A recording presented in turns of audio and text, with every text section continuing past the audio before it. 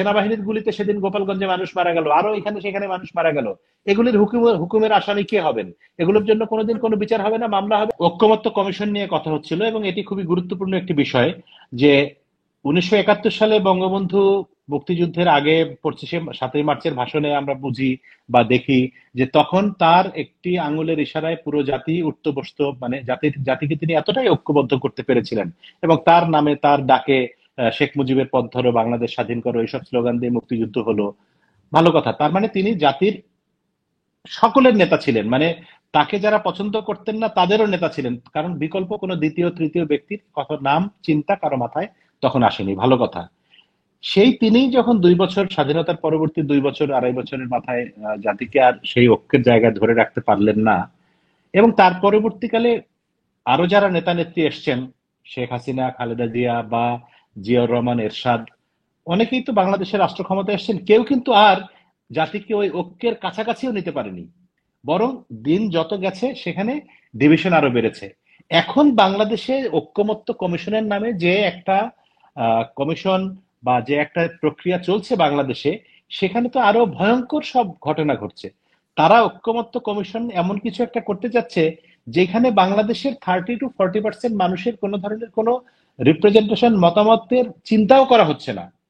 আমি বলছি, বাংলাদেশের রাজনৈতিক বাস্তবতায় আওয়ামী লীগ একটা রাজনৈতিক শক্তি। আপনি 71 সালের কথা যদি বাদও দেন, আজকেও যদি একটা সুষ্ঠু নিরপেক্ষ নির্বাচন হয়, আওয়ামী লীগ তো কিছু ভোট পাবে, সেটা 20%, 30%, যে কোনো একটা পার্সেন্টেজ তো ভোট পাবে।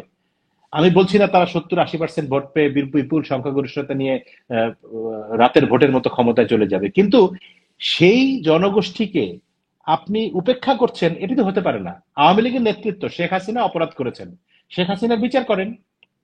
ওবায়দুল কাদের অপরাধ করেছেন, অপরাধ করলে প্রমাণ করেন, আদালতে বিচার করেন। কিন্তু আওয়ামী লীগ ইটসেলফ একটা পলিটিক্যাল পার্টি, সেই পলিটিক্যাল পার্টির হাজার হাজার লক্ষ লক্ষ কোটি কোটি কর্মী সমর্থক আছেন, যাদেরকে আমরা গত 3 দিন আগে 15ই আগস্টে শহীদ আমরা ধানমন্ডির 32 নম্বরে তাদের অনেককে যেতে দেখেছি। এই সরকারের প্রবল রক্তচক্ষু, ভয় ভীতি, পুলিশ, সেনাবাহিনী, মিলিটারি উপেক্ষা করেও কিন্তু তারা গেছেন। ছোট্ট করে হাতের মধ্যে ফুল নিয়ে একটা বয়স্ক মহিলা গিয়েছেন, রিক্সা চালক গিয়েছেন, একজন মাদ্রাসা শিক্ষক আলেম গিয়েছেন, এরকম অনেক মানুষ গিয়েছে। আমি নিজে দেখেছি যে অনেকে যেতে পারেনি, দূর থেকে দেখেছে। তো এই মানুষগুলো তো কোনো অপরাধ করেনি, তারা বিদেশে টাকা পাচার করেনি, তারা কোনো সন্ত্রাসী কর্মকাণ্ডের সঙ্গে জড়িত ছিল না, তারা কাউকে খুন করেনি, কিন্তু তাদের তাদের মনের ভিতরে বঙ্গবন্ধু আছে, মনের ভিতরে আওয়ামী লীগ আছে, মনের মধ্যে বাংলাদেশের প্রতি, শেখ হাসিনার প্রতি বা ভালোবাসা আছে। ভালোবাসা আমার বাবার প্রতি থাকতে পারে, এখন আমার বাবা যদি কোনো দোষ করে তার বিচার হবে না, আমি আমার বাবাকে ভালোবাসি বলে? তো আমার বাবা যদি অপরাধ করে থাকেন, বাবাকে বিচার করেন, কিন্তু আমাকে কেন আপনি কথা বলতে দিবেন না, আমাকে কেন রাস্তায় বের হতে দিবেন না? তো যে ঐক্যমত্য কমিশন বাংলাদেশে এই এত বিরাট সংখ্যক মানুষের মতামতকে উপেক্ষা করে একটা একপেশে ঐক্যমত প্রতিষ্ঠার চেষ্টা করে, এটাকে তো কোনোভাবে ঐক্যমত্য বলা সম্ভব না। এটা হচ্ছে একটা তাদের একটা একটা প্রেসক্রিপশন, তারা একটা একটা ফর্মুলার ভিতরে, একটা মেশিনের ভিতরে ঢুকিয়ে এটাকে তারা একটা জায়েজ করার ফর্মুলা তৈরি করেছে, যে সেই ফর্মুলার নাম দিয়েছে ঐক্যমত্য কমিশন। আসলে এই ঐক্যমত্য কমিশনের উদ্দেশ্য হচ্ছে 72-এর সংবিধানকে নাকচ করে, খারিজ করে এমন কিছু একটা ঢুকানো, যার মাধ্যমে ওই যে সাবির ভাই শুরুতে বলছিলেন যে বাংলাদেশের অভ্যুদয় হয়েছে আসলে 71-এর না, ওটা 47-এর ভিতর দিয়ে, 47-এর ধারাবাহিকতায় 71, এবং মূল স্বাধীন আমরা হয়েছি আসলে 24-এ এসে, এবং সেটাই হচ্ছে আমাদের আসল স্বাধীনতা। এই উদ্দেশ্য নিয়ে এই রাজনীতির যে বয়ান, এই বয়ান শব্দটাও আজকাল নতুন করে আমরা শুনতে পাচ্ছি, আগে এই সব শব্দ কম ব্যবহৃত হতো। কারণ আমিও তো সাবির ভাইয়ের কাছাকাছি না হলেও দীর্ঘদিন 91 সাল থেকে বাংলাদেশে সাংবাদিকতা করি, সেই হিসাব করলে তো 34 বছর মোটামুটি হলো। তো এইরকম রাজনৈতিক বয়ান কখনো শুনি নাই, যে একটা দলকে, গোষ্ঠীকে একদম বাদ দিয়ে। হ্যাঁ, আওয়ামী লীগের আমলে যেটি হয়েছে যে জামাত ইসলামের রাজনীতি নিষিদ্ধ করে তাদের দলকে নিষিদ্ধ করা হয়েছিল, সেটির একটা ভিন্নতর বাস্তবতা ছিল। জামায়াতে ইসলামী ঐতিহাসিকভাবে স্বীকৃত, তাদের গোলাম আজমের নিজের মুখে আমি নিজে শুনেছি, তারা বলেছেন, বিভিন্ন জায়গায় লিখেছেন যে তারা বাংলাদেশের চাই নাই। এবং এই যে কিছুদিন আগে ব্যারিস্টার রাজ্জাক মারা গেলেন, তিনি ইন্টারভিউতে আমাদের সঙ্গে বলেছেন যে আমি বহু চেষ্টা করেছি জামায়াতকে দিয়ে 71-এর ভূমিকার জন্য ক্ষমা চাওয়ানোর এবং বাংলাদেশের রাজনীতির সঙ্গে একভূত হওয়ার। তো সেই বাস্তবতার সঙ্গে তো আপনি আওয়ামী লীগের বাস্তবতাকে মিলাতে পারবেন না।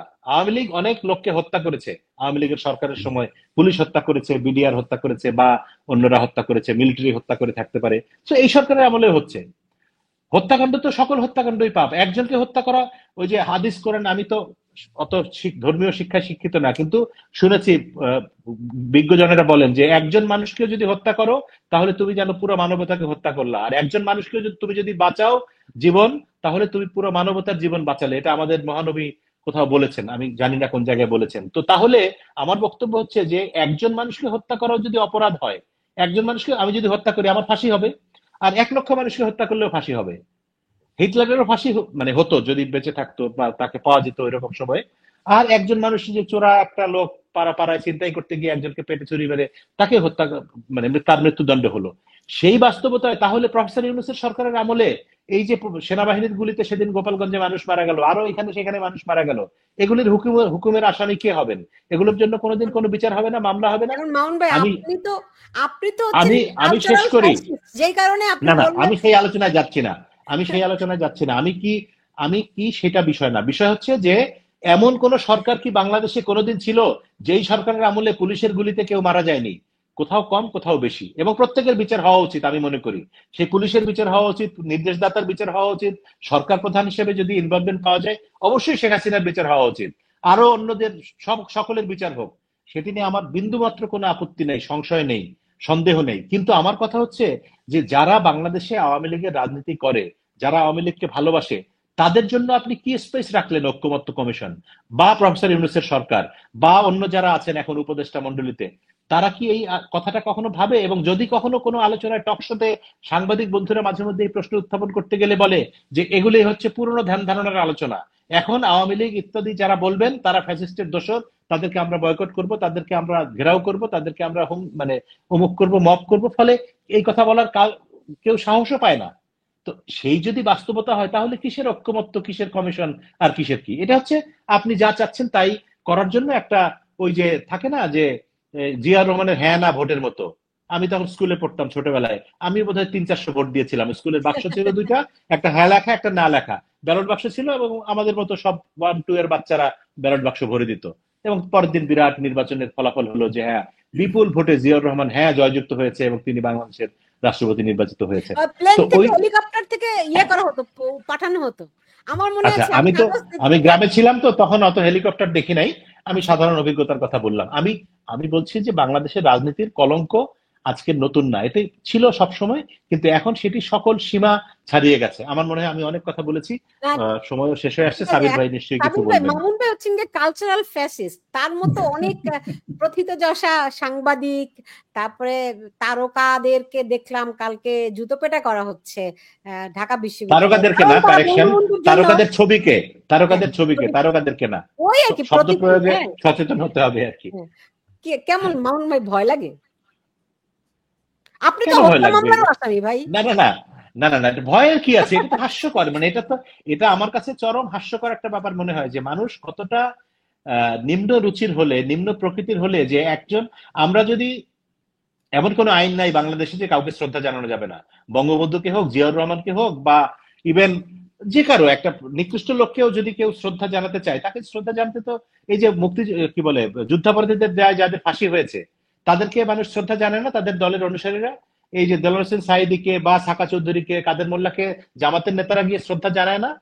তো সেখানে কি কেউ তাদেরকে বাধা দিতে যায়? যে কোনো প্রেস সেক্রেটারি বলেছে কোনোদিন যে এই ওকে শ্রদ্ধা জানাতে গেলে তোমাদেরকে আইনগত ব্যবস্থা নেওয়া হবে? কি আইন আছে প্রেস সেক্রেটারির হাতে? দাঁড়াও আমি শেষ করি। পুতুল, তুমি না না না ভাই, তুমি একটা প্রশ্ন করেছো, সেটার উত্তরটা তো শুনতে হবে তোমাকে, তারপরে না অন্য বিষয় আসবে। আমি যেটা বলতে চাচ্ছিলাম সেটি হচ্ছে যে শ্রদ্ধা জানানোর কোনো আইন নাই বাংলাদেশে, যে শ্রদ্ধা জানানো যাবে না সেরকম আইন আগে পাশ করতে হবে।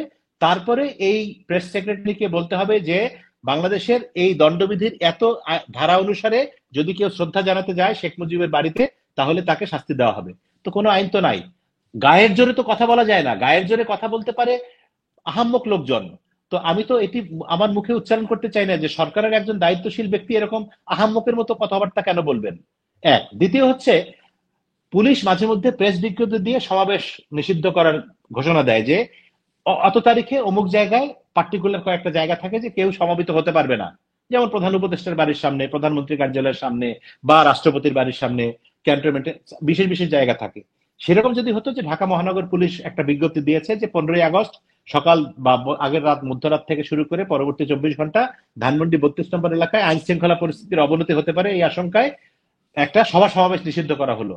তারপরেও ইন্ডিভিজুয়ালি আপনি আমি গিয়ে ফুল দিয়ে গোপনে চলে আসতে পারি, আমরা সভা সমাবেশ মিছিল করব না। সেই রকম জায়গায় যখন একটা মানুষ, সাধারণ রিক্সা চালক বা সাধারণ একটা গৃহিণী বা একজন মায়ের সমান বয়সী মানুষ ফুল দিতে যায়, তাকে হেনস্থা করা হয়, তাকে মবের শিকার হতে হয়, সেইখানে আমি তো অনেক ভাগ্যবান যে আমাকে তো আমার ছবিতে ফুল দিয়েছি বলে বা শ্রদ্ধা জানিয়েছি বলে ফেসবুকে, তাও বাস্তবে না, আমার ছবিতে ওখানে তারা জুতা মেরেছে। তো এর চেয়ে হাস্যকর আর কি হতে পারে? এটি কোন ধরনের গণতন্ত্র, কোন ধরনের সভ্যতা? আমাকে একটু বুঝান যে পৃথিবীর কোন আইনে আছে যে আপনি কাউকে অন্তর থেকে শ্রদ্ধা জানিয়ে একটা চিঠি লিখলেন বা একটা ভালোবাসা প্রকাশ করলেন, সেই জন্য আপনাকে জুতাপেটা করা হবে?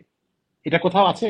বাংলাদেশে কি মুক্তিযুদ্ধ, শেখ মুজিবুর রহমান নিষিদ্ধ নাম, যে তার নাম উচ্চারণ করলেই তাকে জেলে নিয়ে যেতে হবে?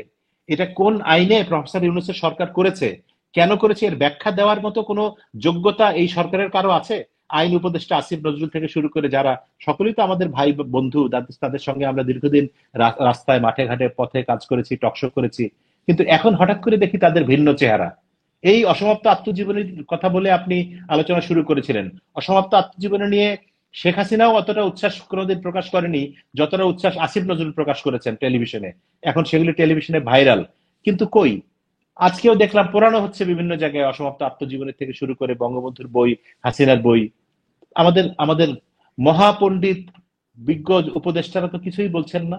তো এই হচ্ছে আমার বাংলাদেশ। আমি এটা এতে এতে ভয় পাওয়ার কিছু না। ভয় পাবো আমি যদি কোনো চুরি ডাকাতি করতাম, খুন খারাপি করতাম, টাকা পাচার করতাম, কারো জমি লুট করতাম, কারো বাড়ি দখল করতাম, তাহলে ভয় পাওয়ার ব্যাপার থাকতো। আমি তো এসব কোনো অপরাধ করিনি, আমি কেন ভয় পাবো?